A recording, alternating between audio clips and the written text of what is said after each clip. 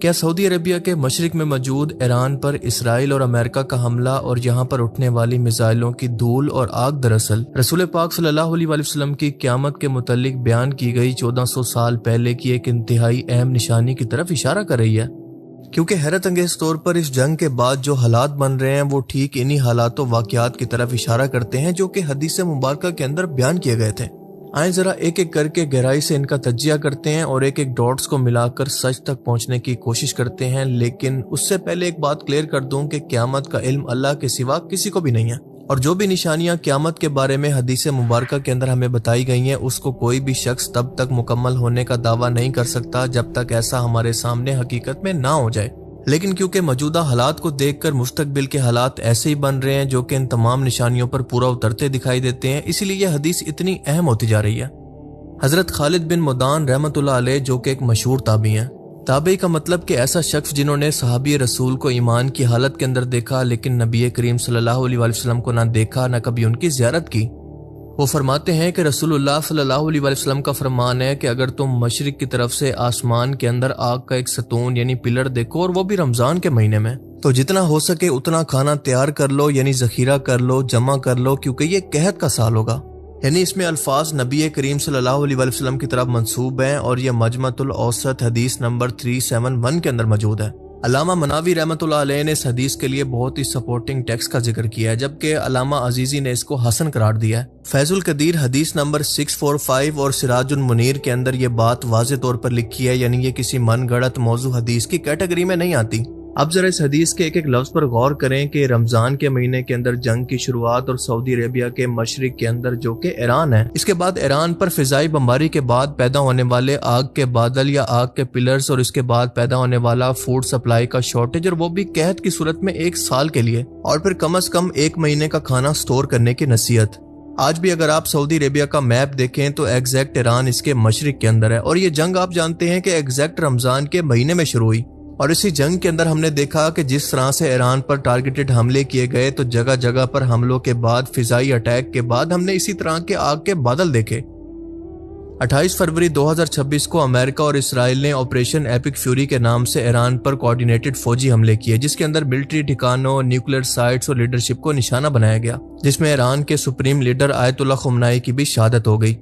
اور اس کے بعد ایران نے جوابی طور پر IRGC کے ذریعے اسٹریٹ آف ہرمز سے گزرنے والے تمام بحری جہازوں پر گزرنے پر پابندی لگا دی، اور 5 مارچ کو IRGC نے اعلان کیا کہ اسٹریٹ آف ہرمز صرف امریکہ، اسرائیل اور ان کے مغربی اتحادیوں کے جہازوں کے لیے بند رہے گا، جبکہ باقی سب کو ایک ایک کر کے گزرنے کی اجازت دی جا رہی ہے، لیکن کچھ شرطوں کے ساتھ۔ مثال کے طور پر اگر چائنیز کرنسی یوان کے اندر یا پھر ایرانین ریال کے اندر یہ تیل خریدا جائے تو یہ تب بھی اسٹریٹ آف ہرمز سے گزر سکتا ہے۔ اس کے علاوہ ہمارے سپورٹرز اور اتحادی بھی جو کہ جنگ کے اندر ہمارے ساتھ رہے، ان کے جہاز بھی یہاں سے گزر سکتے ہیں، بس امریکہ اور اسرائیل کا کوئی اتحادی یہاں سے نہیں گزر سکتا۔ اور اسی وجہ سے ہم نے دیکھا کہ اسٹریٹ آف ہرمز کی شپنگ کے اندر 70% سے زیادہ کمی آ چکی ہے، اور آئل کی پرائسز $100 پر بیرل کو کراس کر چکی ہیں، جس کی وجہ سے دنیا میں شدید انفلیشن اور گلوبل ریسیشن کا خطرہ ہر دن بڑھتا جا رہا ہے۔ اور اب آتا ہے انتہائی اہم پارٹ اس حدیث کا جو کہ چونکا دینے والا ہے، جس پر کوئی بات نہیں کر رہا، یعنی 1 سال کا قحط اور کھانا سٹور کرنے کی نصیحت۔ آپ کو بتاتا چلوں کہ اسٹریٹ آف ہرمز صرف آئل کے گزرنے کا راستہ نہیں ہے، بلکہ دنیا کی تقریباً آدھی فرٹیلائزر یوریا بھی یہیں سے ہو کر گزرتی ہے، جو کہ فصلوں کے لیے بہت ضروری ہے۔ اور آپ جانتے ہیں کہ اس وقت تو کاشت کا موسم چل رہا ہے اور کسانوں کے پاس ضرورت کے مطابق نہ بیج پہنچ رہا ہے، نہ فرٹیلائزر اور نہ پیسٹی سائڈ فارمولاز۔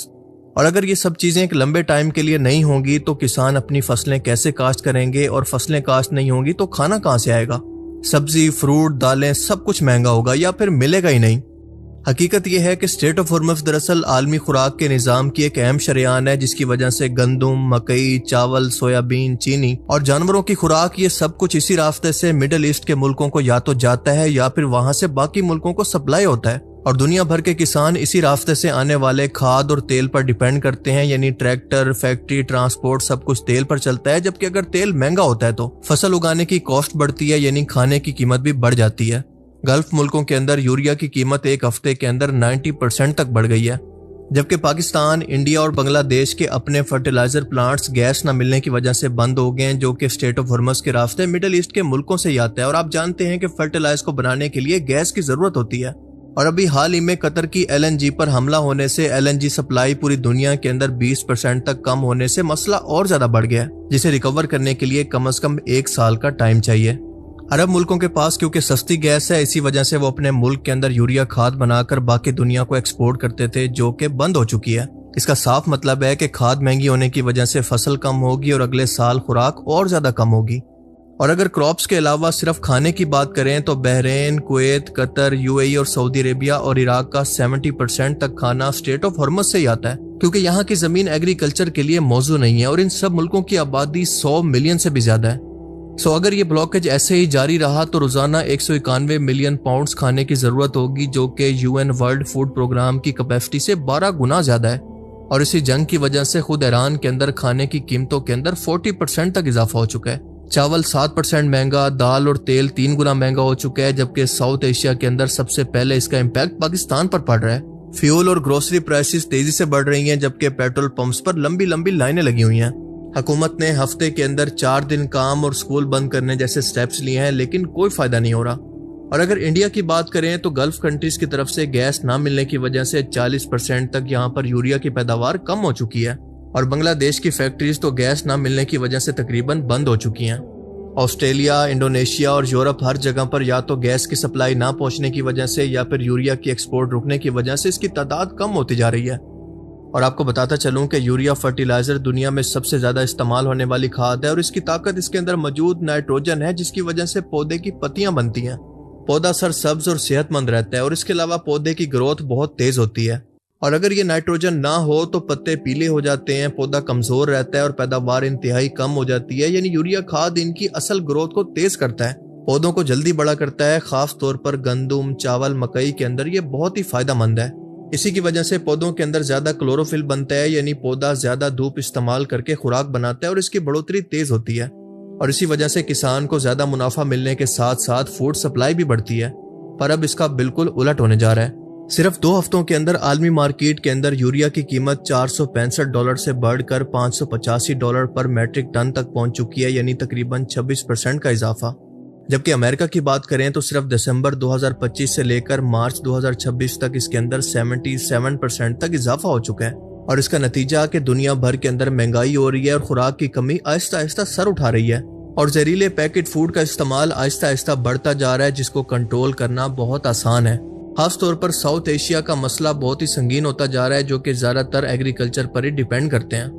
ماہرین کے مطابق صرف 1 مہینے کے اندر یہ فوڈ سپلائی چین ٹوٹنے سے پورے 1 سال کا قحط پیدا ہو جائے گا۔ جی ہاں، ایگزیکٹ 1 سال کا، بالکل وہی ایگزیکٹ ٹائم جو کہ حدیث مبارکہ کے اندر بیان کیا گیا ہے۔ دیکھیں، ایک بات یاد رکھیں کہ قیامت کی نشانیاں ایمبیگوس ہوتی ہیں، اور صرف اللہ تعالیٰ کو ان کے درست وقت کا معلوم ہوتا ہے، اور یہ بھی ہو سکتا ہے کہ اس سے ملتا جلتا اسی طرح کا ٹائم ہمیں مستقبل میں دیکھنے کو مل جائے، اور یہ بھی پاسبل ہے کہ یہ ایگزیکٹ دراصل وہی ٹائم ہے۔ واللہ عالم، کیونکہ ہم میں سے کوئی بھی وحی کی تائید کے بغیر یہ کنفرم نہیں کر سکتا، اور وہی صرف پیغمبروں کو ہی آتی ہے۔ پر آج کے ٹائم کے اندر اس حدیث کو بیان کرنے کا مقصد یہ ہے کہ ان حدیث سے سبق لینا چاہیے کہ ہمیں اندازہ ہو جائے کہ ہم کس زمانے کے اندر جی رہے ہیں، اور ہم اسی زمانے کو دیکھ کر آخری وقت کی تیاری کریں۔ اور سب سے بڑی عقل مندی یہ ہے کہ جو احتیاطیں اس حدیث کے اندر بیان کی گئی ہیں، اس کے مطابق اگر حیثیت ہو تو گندم، چاول، دال، تیل کا 3 سے 6 ماہ کا ذخیرہ کر لیں، کیونکہ آنے والے کچھ مہینوں کے اندر مہنگائی مزید بڑھ سکتی ہے، تقریباً 1 سال تک۔ اور اسی کے ساتھ ساتھ گیس اور بجلی کے مسئلے بھی بڑھ سکتے ہیں، یعنی اس کے مطابق آپ کو اپنی فائنینشیل پلاننگ کو سٹرونگ کرنا ہے، اور تبھی جا کر آپ اس بحران سے بچ سکتے ہیں۔ اللہ تعالی ہمیں سمجھنے کی اور نیک عمل کرنے کی توفیق عطا فرمائے، آمین۔